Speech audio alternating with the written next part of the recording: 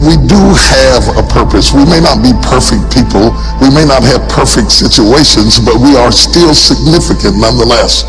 And we have been blessed with a rich body of emotions. We have emotions. We're not like roses or plants or bushes that have life without feeling. We have feelings, and when we use them properly, they are very effective in motivating you toward your destiny. I want you to be clear in understanding that purpose and passion are interconnected. Unfortunately, we live in a crazy world that we're busy all the time. Everything's fast, and we're losing touch with who we are, our inner sense of passion. But it is your passion that empowers you to be able to do that thing you were created to do. We have passion through which we thrust into the throes of life to accomplish the things that we were created to do so that we can function at a higher dimension with authority and with conviction. You need passion to withstand all the obstacles that go along with your purpose. Just because you're living on purpose doesn't mean you're going to have problems. You're going to need thrust to be able to get up off the ground and to step into the field of your dreams.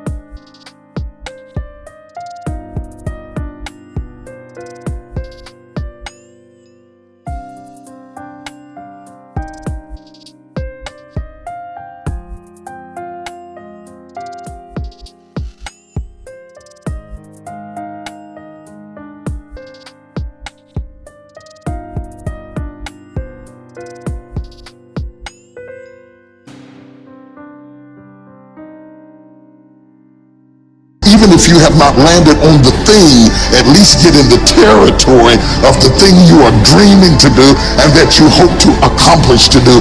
And through that,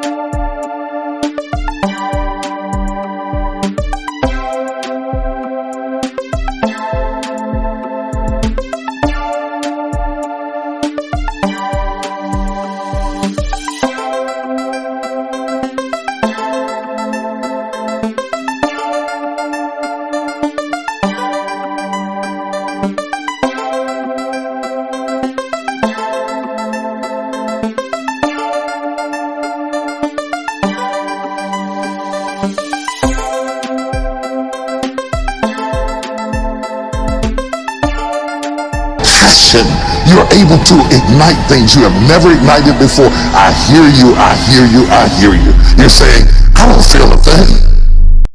I've been talking to the Lord about this text, and more importantly, God has been talking to me about this text. I will bless the Lord at all times. His praise shall continually be in my mouth. My soul shall make her boast in the Lord. The humble shall hear thereof and be glad. Oh, magnify the Lord with me, and let us exalt his name together.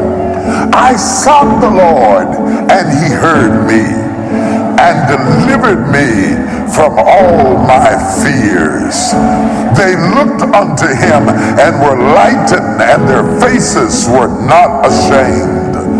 This poor man cried, and the Lord heard him and saved him out of all of his troubles.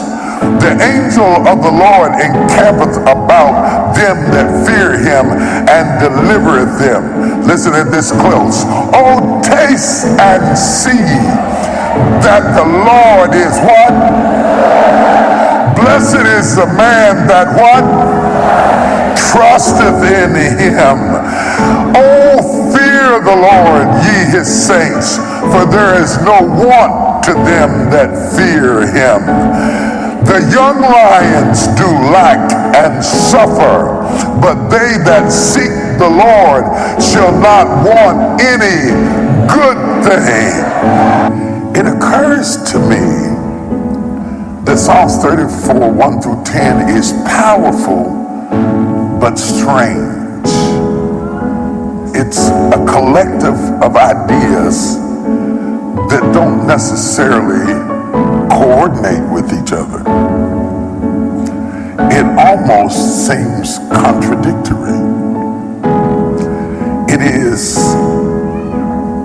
fragments of truth, elements of orthodoxy. Individually, all of them have truth in their own merit. But when they are brought together and read together, they almost seem contradictory, and yet they have been woven together into one passage. They are fragmented truths. A piece of polyester and a piece of wool and a piece of silk and a piece of cotton. And all of them are laying out there in the same text. Most of us live our lives in fragmentation. We have fragments of joy, we have fragments of peace. We have fragments of holiness, and we have fragments of carnality. We have fragments of great courage, and even the most courageous person wrestles with fragments of fear. We have fragments of happiness followed by fragments of great grief. Depending on which piece you pick up in our lives, you will say, oh, he's so joyous, but you just picked up a fragment. If you catch me at another moment, you'll say, oh, he's depressed. Isn't it amazing how you can go from one extreme to the other without warning in the same person? That's why it takes years to know a person. You dated him in the sunshine, but you married him in the rain. You ought to date long enough to see how people are when they're happy, and see how they are when they're sad, and see how they are when they're depressed, and see how they are when they're angry. I don't want to date anybody I haven't seen mad. Because some of the nicest people can turn into a gorilla when they get angry and shock you. And you would never believe that that you married a tarantula.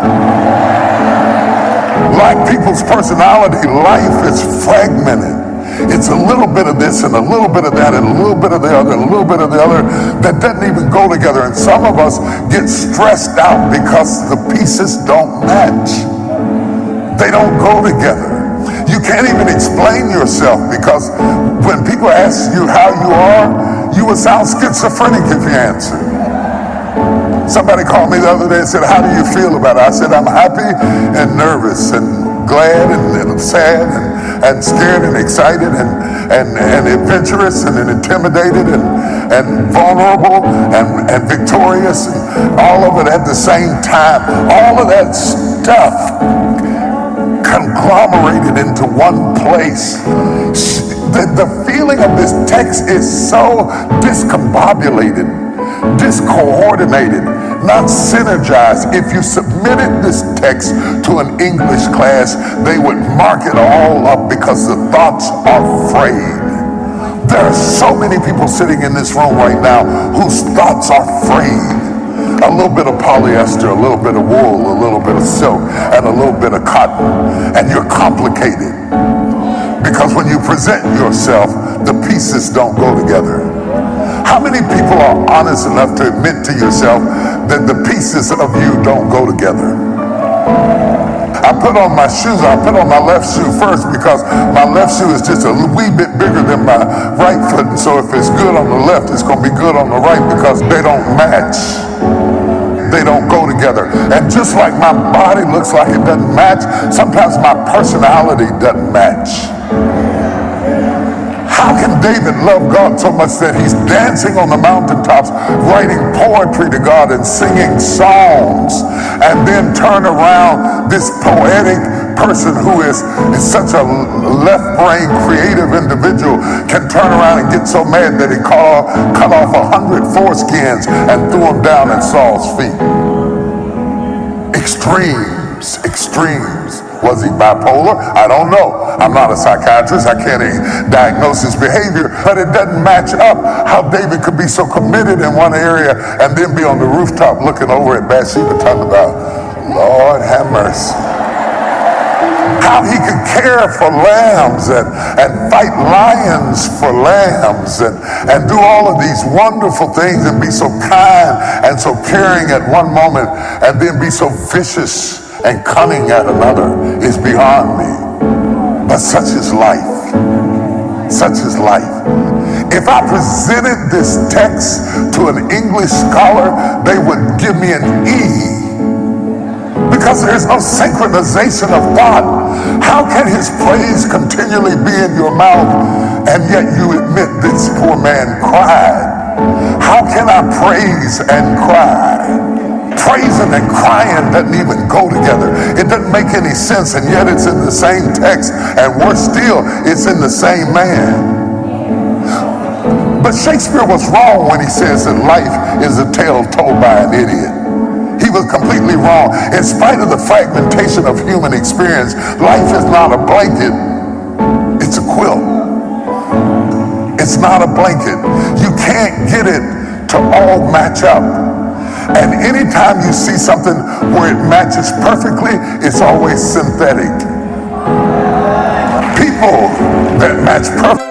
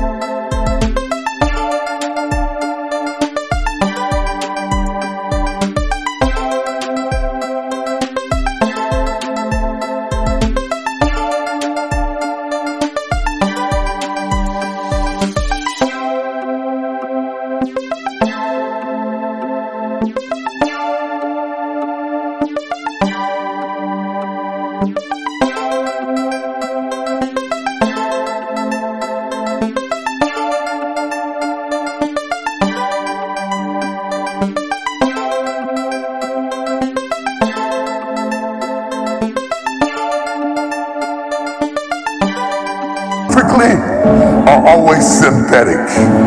Anytime everything lined out just the way it's supposed to be and there is no mar and there is no fluctuation and there is no deviation, run. This Psalms is not born from a moment of great faith, nor is it a moment whereby David's destiny is unfolding. Quite the contrary. Instead, hidden between the admonishment to bless the Lord and admonish us to praise him is emotional chaos. When I talk to my spiritual father about how things are going, and maybe several people have died in the church and somebody's in the hospital and one of his kids is sick, he says, life is doing what life does. Jerking you around from praise to prayer, from victory to discouragement, from crying like a poor man to blessing the Lord. All of that is a part of life, and how you manage the inconsistency.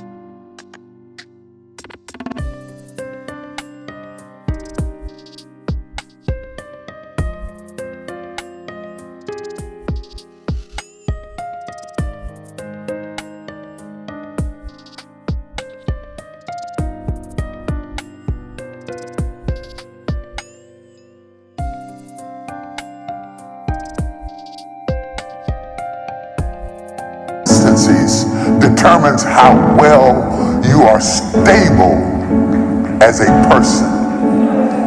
If you're waiting for life to line out like a blanket, you'll never get anything done. You have to be able to thrive in chaos.